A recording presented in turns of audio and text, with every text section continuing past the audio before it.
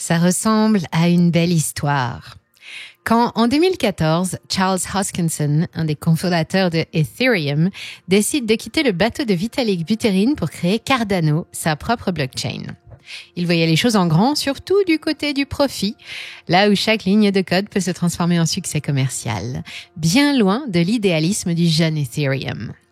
Et puis, Cardano a effectivement prospéré, et depuis des années maintenant, il se maintient dans le top 10. Le ADA a même réussi, fin août 2021, à se hisser bravement dans le trio de tête des plus importantes crypto-monnaies, talonnant alors son rival Ethereum. Pourtant, depuis quelque temps, des rumeurs, certains diraient des mauvaises langues, annoncent la fin de Cardano et prophétisent que ce géant de la crypto-monnaie n'est plus qu'une coquille vide, un aigle déplumé, agitant toujours ses ailes d'argile mais sans plus parvenir à faire croire à son envol. Pour répondre aux détracteurs du ADA et à la question « Cardano va-t-il mourir ?», Charles Hoskinson leur adresse cette réponse cinglante en juin dernier. Cardano est là pour rester et c'est un mastodonte qui entraînera cette industrie à coups de pied et de cris s'il le faut vers la résolution des problèmes économiques, politiques et sociaux du monde réel auxquels nous sommes tous confrontés. Aujourd'hui, ceux qui continuent à qualifier le Cardano de Ethereum Killer semblent être moins nombreux.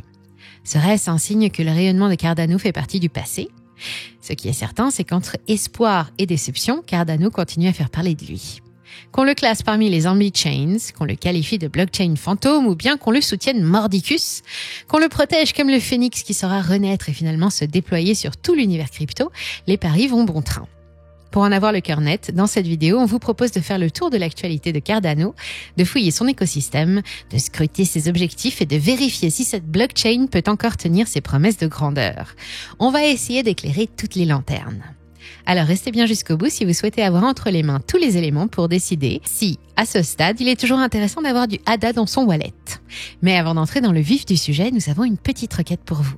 En consultant nos statistiques YouTube, nous avons remarqué que beaucoup d'entre vous regardent fidèlement nos vidéos chaque semaine, mais ne sont toujours pas abonnés à la chaîne. De notre côté, nous mettons tout en œuvre pour vous proposer des contenus de qualité régulièrement. Maintenant, c'est à votre tour de nous soutenir en vous abonnant.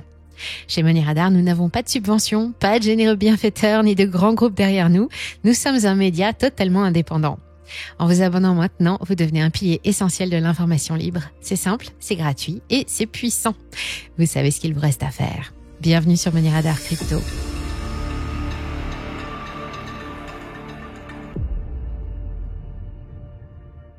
Selon la définition que nous donne Charles Hoskinson lui-même, Cardano est une plateforme ouverte qui vise à fournir une identité économique aux milliards de personnes qui en sont dépourvues en proposant des applications décentralisées pour gérer l'identité, la valeur et la gouvernance. On peut ajouter à cela que Cardano et son jeton, le ADA, sont la propriété de 3 entités, la Fondation Cardano, la société IOG et dans le rôle de catalyseur, l'entreprise Emurgo. Ces 3 structures collaborent ensemble afin d'assurer la solidité et la prospérité du projet. La Fondation Cardano s'est vue attribuer le rôle principal dans la sphère de la blockchain. Avec Frédéric Grégard à sa tête, elle a pour objectif de favoriser l'adoption de Cardano, de fournir des outils éducatifs, comme la Cardano Academy lancée en 2023. Elle doit aussi s'occuper de ce que Cardano appelle la résilience opérationnelle, c'est-à-dire obtenir une infrastructure solide et fiable pour tous. Au centre du triptyque, c'est IOG, Input Output Global, fondé par Charles Hoskinson et par Jeremy Wood, qui prend en charge la partie recherche et développement. C'est le cœur du réacteur de la technologie de Cardano, la maison mère aussi, celle qui est à l'origine du reste. Et last but not least, comme on dit, nous avons Emurgo, l'entité commerciale de Cardano, celle qui investit dans les startups de l'écosystème Cardano. Son but est d'étendre l'influence de la blockchain, de favoriser l'interopérabilité et les technologies Web3 et d'en tirer des bénéfices. Pour faire tourner les affaires, Cardano a un modèle économique qui repose sur la combinaison des revenus générés par les frais de transaction, utilisés pour financer les opérations courantes et les projets de développement, et des revenus générés par les investissements stratégiques d'Emurgo, qui, eux, doivent servir à maintenir l'expansion et l'adoption du réseau Cardano. La robustesse de l'édifice est donc intimement liée à l'utilisation du réseau Cardano. Et pour le moment, après cette année déjà, l'équilibre est toujours en cours de consolidation. On peut le dire comme ça pour rester positif. Vous avez peut-être entendu les annonces à propos des partenariats effectués par Cardano. On a eu par exemple les rapprochements avec des gouvernements africains. L'Éthiopie en avril 2021 pour un système d'identification des performances scolaires et aussi la Tanzanie avec le prestataire World Mobile pour connecter les populations à l'aide de la blockchain Cardano.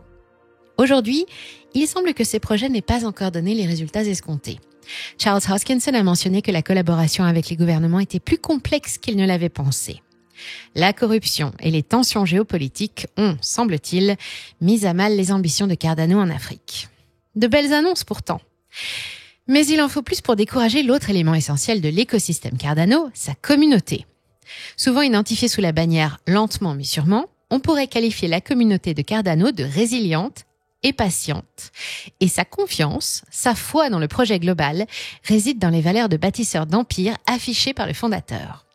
On croit aux fondations, à l'idée que la réussite finale ne se mesure pas en termes de vitesse.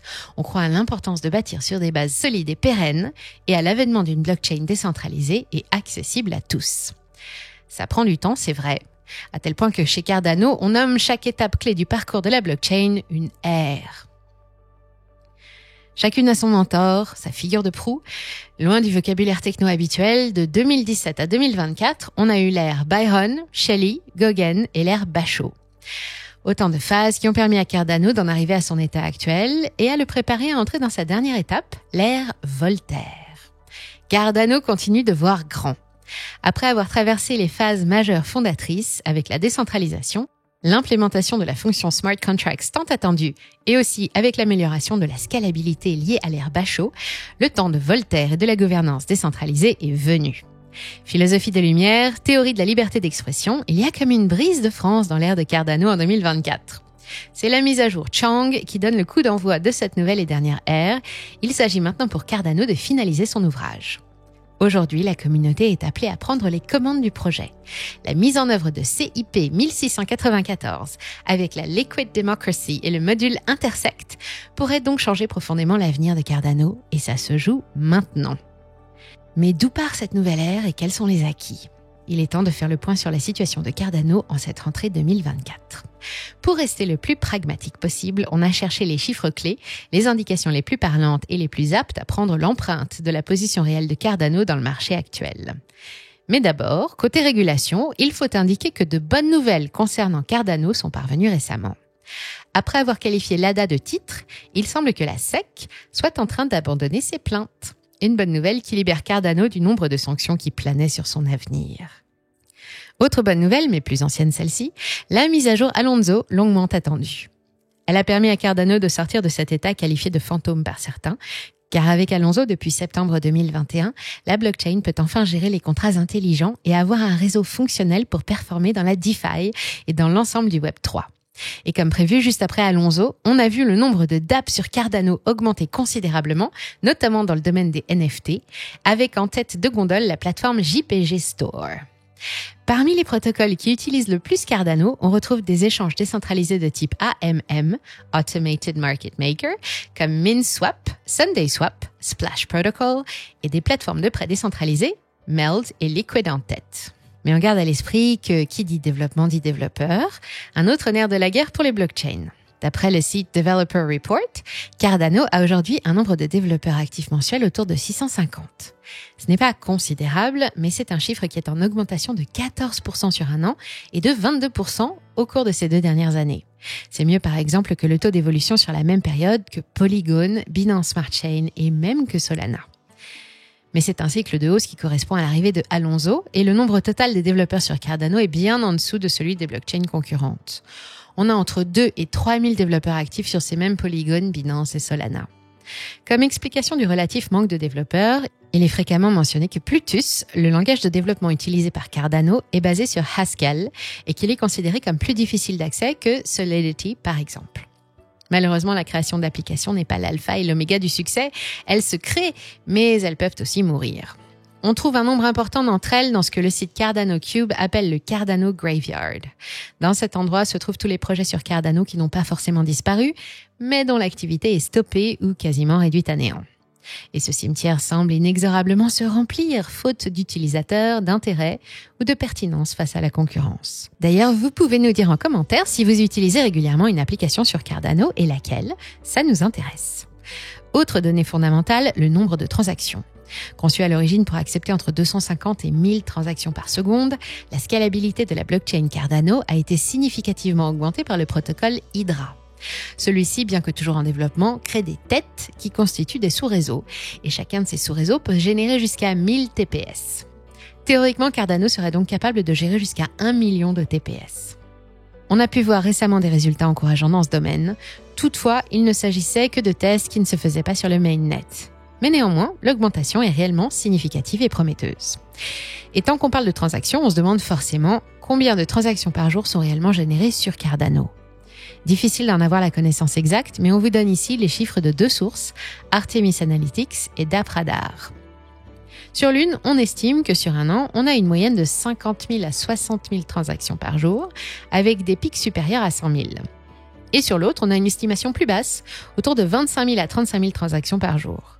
Si on reprend la capacité théorique de Hydra, on se retrouve, avec une pointe d'ironie, avec une autoroute 4 voies pour réguler un trafic autour d'une bourgade. Si on s'intéresse maintenant à l'indicateur de compte Cardano, on a une moyenne autour de 30 000 adresses actives quotidiennement pour ces derniers mois. C'est sensiblement le même niveau qu'il y a un an. Mais si on remonte à 3 ans, on s'aperçoit que la blockchain de Cardano est en nette perte de vitesse, ce qui signifie un manque d'adoption organique globale. Les comptes X de Cardano, aussi bien celui de la fondation que celui de Charles Hoskinson, sont en perte de vitesse et même en léger recul. On en reste là avec les chiffres clés, juste après avoir fait un petit tour du côté de la Total Value Locked. Sur le marché de la DeFi, Cardano pèse aujourd'hui autour de 200 millions de TVL. L'ensemble de la TVL globale, elle, s'élève à plus de 85 milliards de dollars. Cardano ne représente donc qu'à peine 0,25% de ce marché. Et dans cet univers de la finance décentralisée, malgré la création de JED, son stablecoin algorithmique, la blockchain peine à rester dans le top 30. Pourtant, le ADA est encore dans le top 10, même s'il bataille pour y rester. Il reste solide avec un market cap au-delà des 14 milliards au moment de cette vidéo. Mais quand on regarde de plus près les courbes de ces derniers mois, on le voit légèrement décliner de la tête comme un coureur de fond qui aurait du mal à trouver son second souffle. En février de cette année, en pleine hausse générale et après le lancement du protocole DeFi Axo sur Cardano, le ADA atteint 77 centimes de dollars. Et malgré quelques sursauts, le volume de trading sur 24 heures montre des marques de fatigue, peinant à se maintenir au-dessus des 300 millions de dollars. Plus positif cependant, comme le fait remarquer un des comptes les plus actifs de la communauté Cardano sur X, l'inflation sur le jeton Cardano est en baisse. Avec à peine 2,5% depuis un an, le ADA est moins inflationniste en comparaison avec les Sol, Avax, DOT ou bien Atom, qui dépassent tous les 10%. Et si on suit l'analyse fournie par le compte In The Block sur X mi-août, on s'aperçoit que le pourcentage de détenteurs à long terme de ADA n'a jamais été aussi élevé. On parle de près de 40% de l'offre totale. Un niveau de confiance maximum est donc maintenu par la communauté. Un sentiment communautaire positif estimé à 72% selon CoinMarketCap. Mais si on a un bag rempli de ADA, on sait que cette confiance a un prix.